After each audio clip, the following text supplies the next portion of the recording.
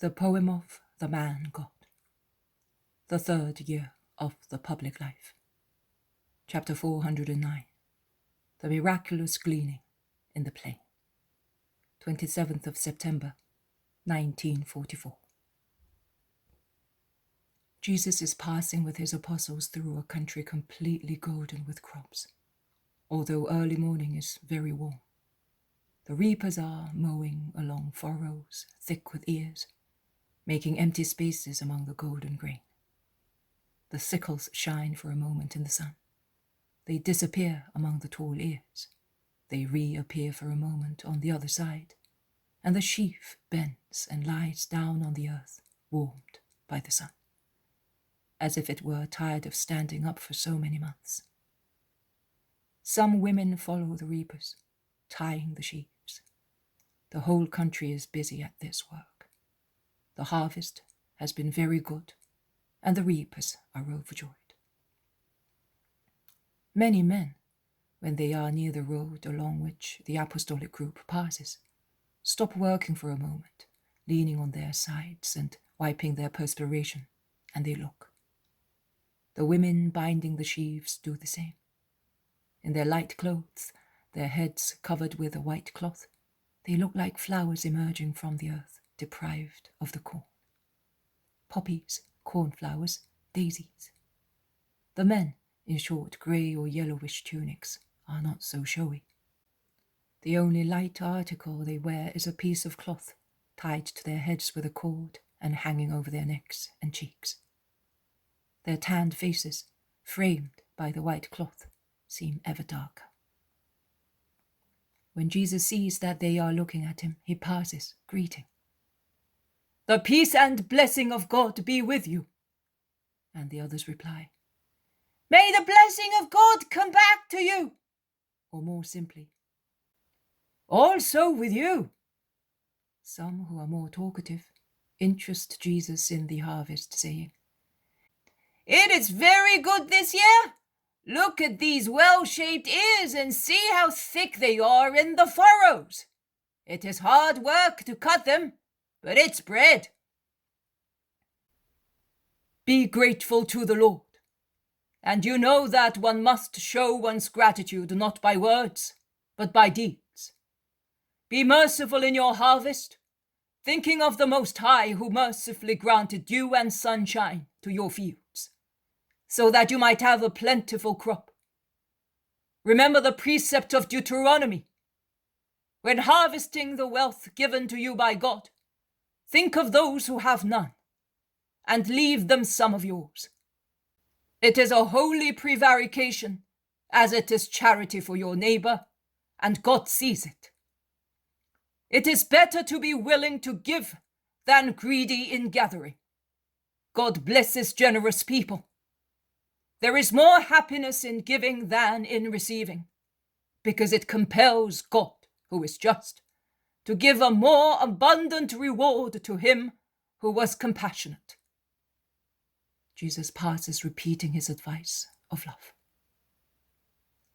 The sun becomes warmer. The reapers stop working, and those who are near their houses go back to them. Those who are far from them gather in the shade of trees, and they rest, eat, and doze there. Jesus also takes shelter in a thicket in the middle of the country, and sitting on the grass, after praying and offering their frugal food, consisting of bread, cheese, and olives, he hands out the portions and eats, talking to his apostles. There is shade, coolness, and perfect silence. The silence of sunny hours in summer. A silence inviting one to sleep. Most of them, in fact, are dozing after eating. Jesus is not dozing. He is resting, leaning with his back against a tree, and he takes an interest in insects working on flowers. At a certain moment he beckons to John, Judas Iscariot, and to one of the older apostles, whom he calls Bartholomew, and when they are close to him, he says, "Just watch the work this little insect is doing. Look, I have been watching it for some time. It wants to take from this chalice which is so tiny, the honey that fills the bottom part of it. And as it cannot get into it, look, it stretches out the first one little leg, and then the other one. It dips them into the honey, and then feeds on it. It has almost emptied it. See what a wonderful thing is God's providence. Not ignoring that, without certain organs, the olive green insect, created to fly over green meadows, would not be able to nourish itself. Providence gifted it with tiny hairs along its legs. Can you see them? Can you, Bartholomew? No? Look. I will now catch it and show it to you against the light. And he delicately takes the scarab, which looks like burnished gold, and lays it upside down on the back of his hand. The scarab pretends to be dead, and the three examine its tiny legs. Then the insect begins to kick its legs about in order to run away. It does not succeed, of course, but Jesus helps it and stands it on his legs. The little creature walks on the palm of Jesus' hand, as far as his fingertips. It dangles and opens its wings, but it is distrustful. It does not know that I want nothing but the welfare of every being. It has only its little instinct, which is perfect if compared with its nature, and sufficient to all its needs. But it is so inferior to human thought. An insect, therefore, is not responsible if it does anything wrong. Man is, because he has within himself a superior light of intelligence, which will be greater the more he is indoctrinated in the things of God. And consequently, he is responsible for his actions. So, Master, since we are taught by you, have we a heavy responsibility? Asks Bartholomew. Yes, very heavy. And it will be even heavier in the future, when the sacrifice is accomplished, and redemption has come together with grace, which is strength and light. And after it, one will come who will make you understand willpower even better. And he who does not want that will be held responsible. Very few only, then, will be saved. Why, Bartholomew? Because man is so weak. But if he fortifies his weakness by trusting me, he becomes strong. Do you think that I am not aware of your struggles? See, Satan is like that spider that is laying its snare from that tiny branch to this stem. It is so thin and treacherous. Look how that cobweb shines.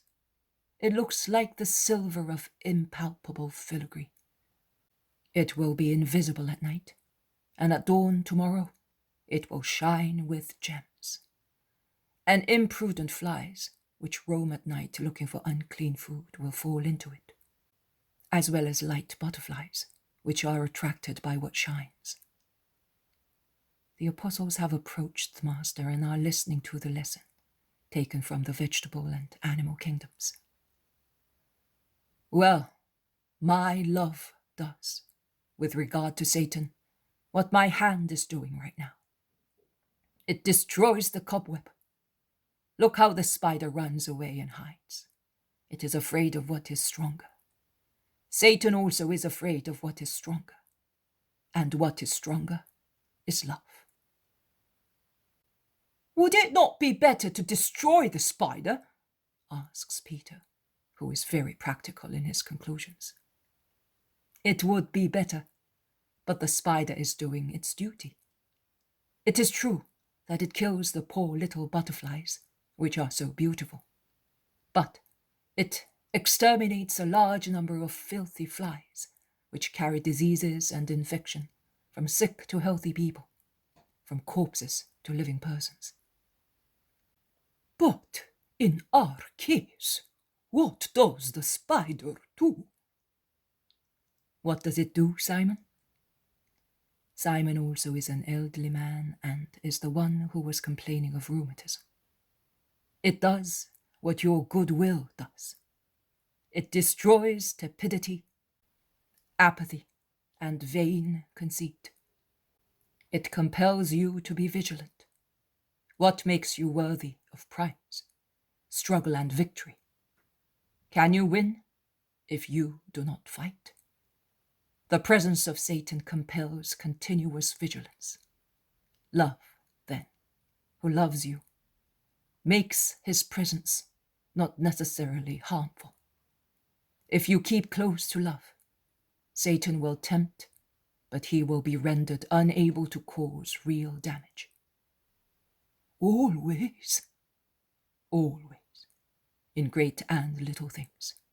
For instance, a little thing. He in vain advises you to take care of your health. A treacherous piece of advice to try to take you away from me. But love holds you tightly, Simon, and your pains become of no importance, even in your eyes. Oh, Lord, you know. Yes, I do. But do not lose heart. Cheer up. Love, who is the first to smile at your human nature, trembling because of its rheumatism, will give you so much courage. Jesus laughs at his embarrassed apostle and clasps him in his arms to comfort him. Even when laughing, he is full of dignity. The others also laugh. Who is coming to help that poor old woman? Says Jesus, pointing at a little old woman who, defying the great heat, is gleaning in the fields already reaped. I, replied John, Thomas, and James. But Peter takes John by the sleeve and, pulling him a little aside, says to him, Ask the master what is making him so happy.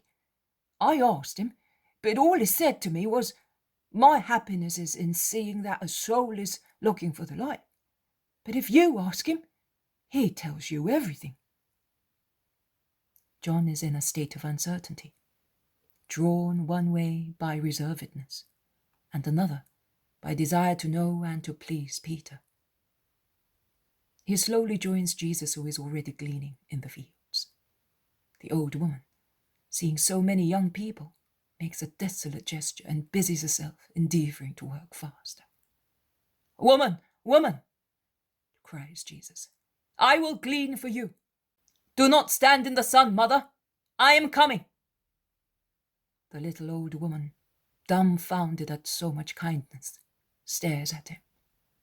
She then obeys, and stooping and trembling a little all over her lean body, she moves towards the thin strip of shade along the edge of the field. Jesus moves about, quickly gathering ears. John follows him close at hand. Thomas and James are a little farther away. Master, says John, panting, how come you find so many ears? In the adjoining furrow, I find so few.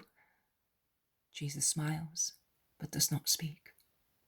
I could not swear to it, but I think that ears which have been cut but not picked up spring up wherever Jesus' divine eyes rest. He gathers them and smiles. He has a big bunch of ears in his arms. Take mine, John, so you will have many as well, and the little mother will be happy. But master, you are working a miracle. It is not possible for you to find so many. Hush, it is for the little mother, thinking of your mother and mine. Look, what a little old soul she is. Good God, who feeds newborn little birds, wants to fill the tiny granary of this grandmother. She will have bread for the months she has still left. She will not see the next harvest. But I do not want her to starve during her last winter. You will now hear her exclamations, John. Be ready to have your ears rent, as I will be ready to be washed by her tears and kisses. How cheerful you have been for some days, Jesus. Why?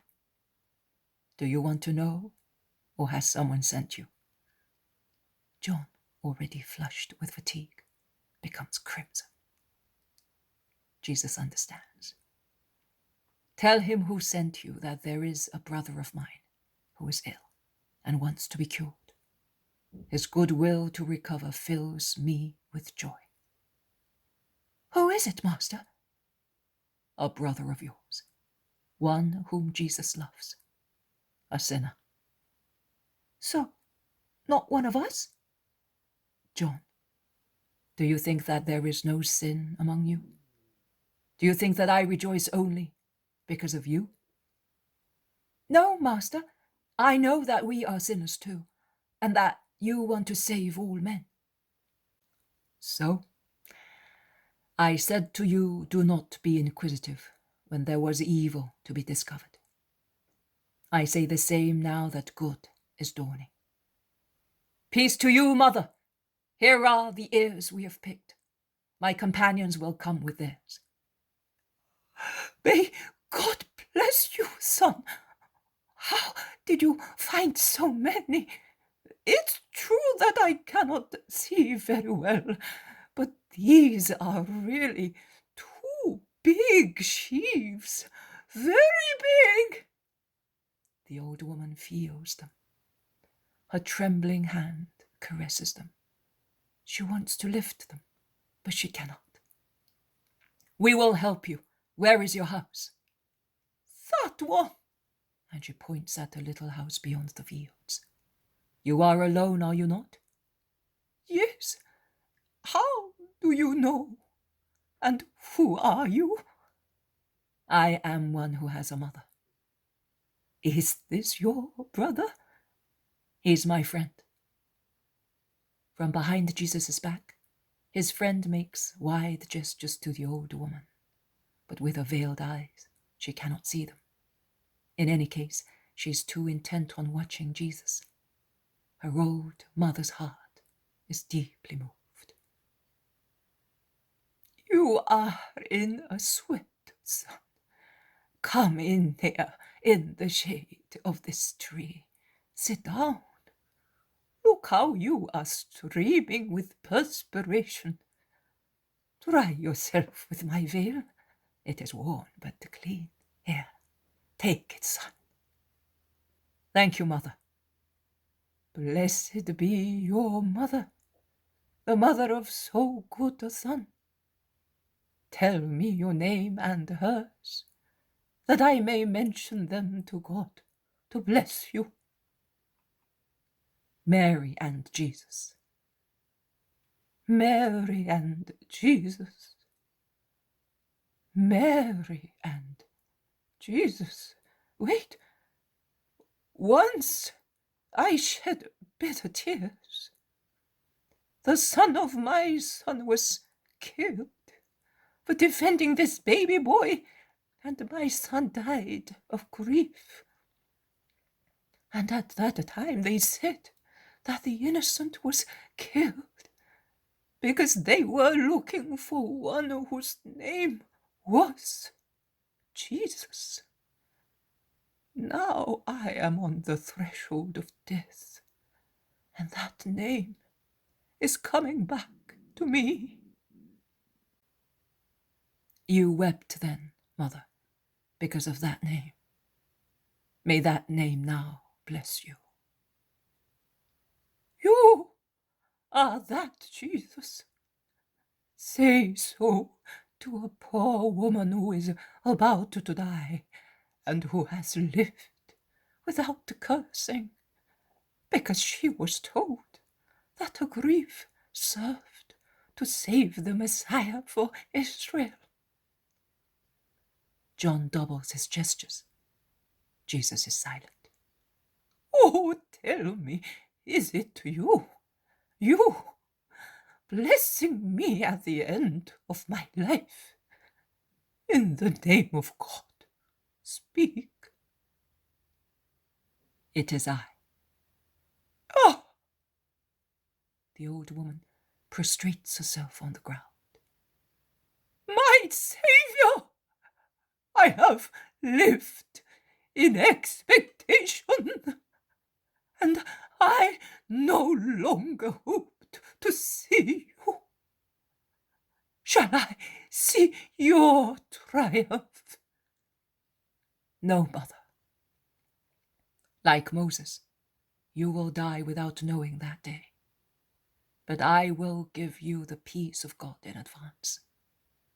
I am peace. I am the way. I am life. You, a mother and the grandmother of just children, will see me in another eternal triumph. And I will open the gates to you, to your son, to the son of your son, and to his baby boy. That baby who died for me is sacred to the Lord. Do not weep, mother.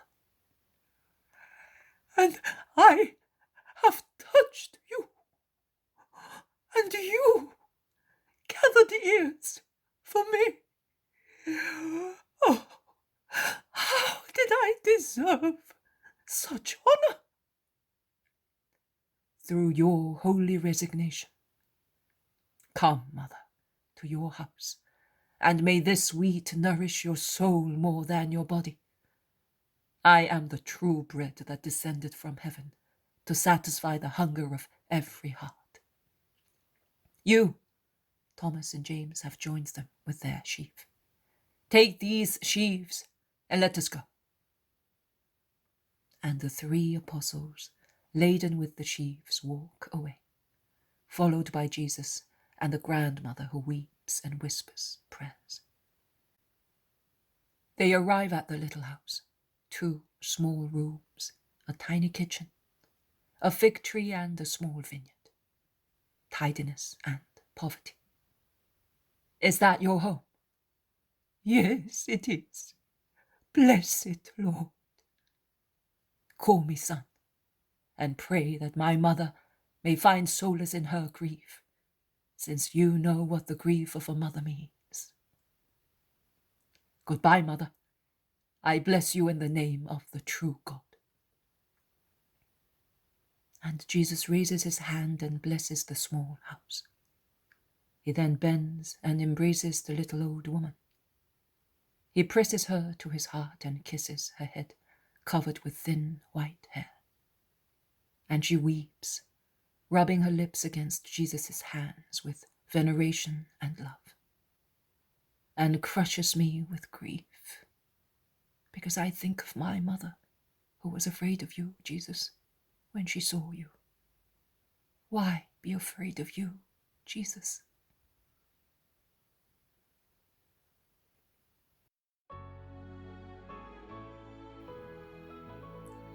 Jesus says, why? There are many whys in your heart after this dictation, but I will begin from the last one.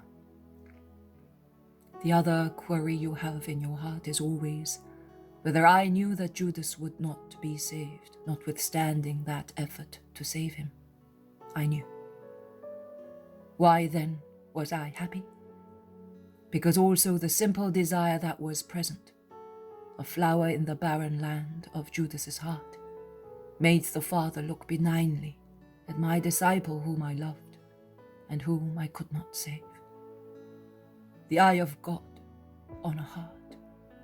What would I like except that the Father should look at all of you with love?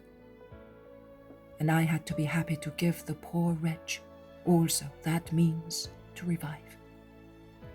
The incentive of my joy, seeing him come back to me. One day after my death, John became acquainted with this truth, and he told Peter, James, Andrew, and the others, because I had ordered my best loved apostle, who was acquainted with all the secrets of my heart, to do so. He was informed, and he told them, so that everyone should have a role in guiding disciples and believers later. The soul that after falling comes to the minister of God and confesses its error, the friend, the son, the husband, or the brother, who after erring comes saying, "Keep me with you. I do not want to make mistakes anymore," so that I may not grieve God and you, are not to be deprived, among other things, of the satisfaction of seeing our happiness in realizing that they are anxious to make us happy.